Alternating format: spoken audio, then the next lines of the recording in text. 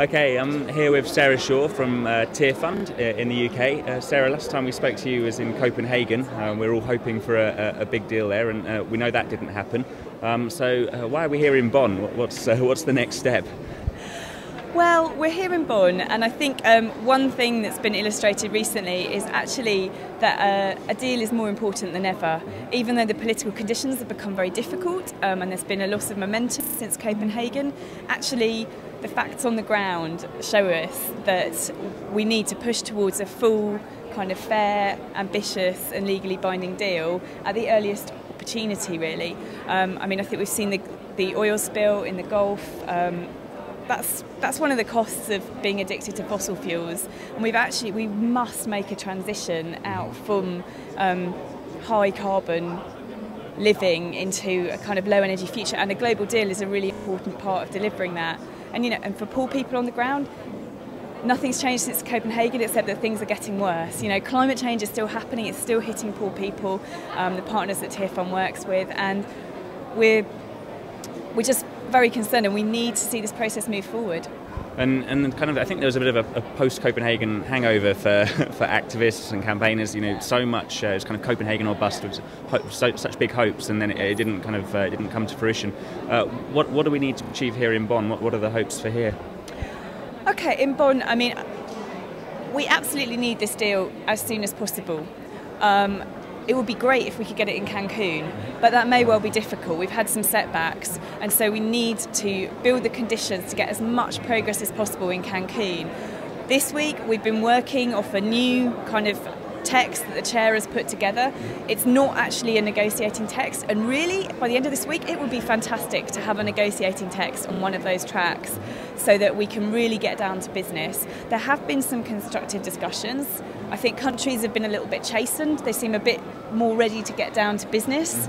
But there's still some very tough issues to overcome. So I think if we're looking at Cancun, there are issues like adaptation, deforestation, technology, perhaps some of the ways that you measure and report on emissions reductions and on finance that we can make some real progress on and kind of bank those in Cancun as part of the wider deal as we head towards the legally binding deal as soon as possible. So we need to get some of these things set up this week, but it is slow. So is that the kind of the litmus test for success here in Bonn, that we have a negotiating text, or that we make some significant progress on these more technical aspects? Yeah, I think so. I think there's been some interesting discussions between countries, and I think we have heard a difference in tone. It feels like we're getting much more onto the substance of a deal, and that's been really helpful. But yeah, we haven't got long. There's a lack of urgency here. This is an urgent issue, and we really need that text as soon as possible. There's only a couple of weeks of negotiating time left now between Bonn and Cancun before we really, things are getting desperate. But I think it's not time that's the problem so much; it's political will. If we can get the political will to make these decisions, the lawyers will draw it up. And so has there been any progress in that sense, do you think, since Copenhagen? Are we moving forward?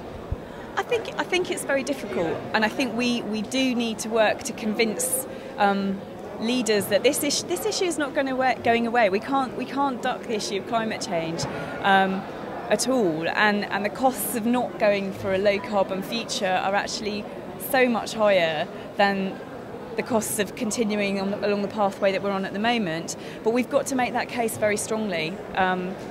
So where are we now with the Copenhagen Accord, which is this very controversial document that came out of COP15, and these pledges made by countries around the world on a voluntary basis? What's the result of that? Are we on target for a healthy world in the future? Or? I don't think we are.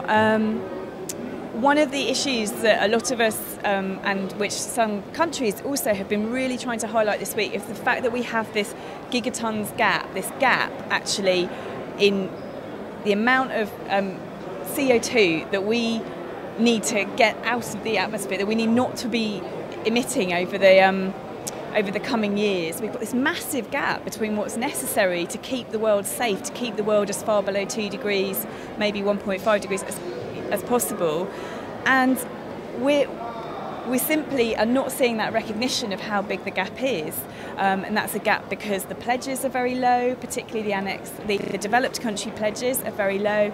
There are lots of loopholes and cheats for ways to hide emissions, so emissions from forests, or some ways of sort of counting carbon credits twice, lots of different ways that things actually might look better on the surface, and when you dig down.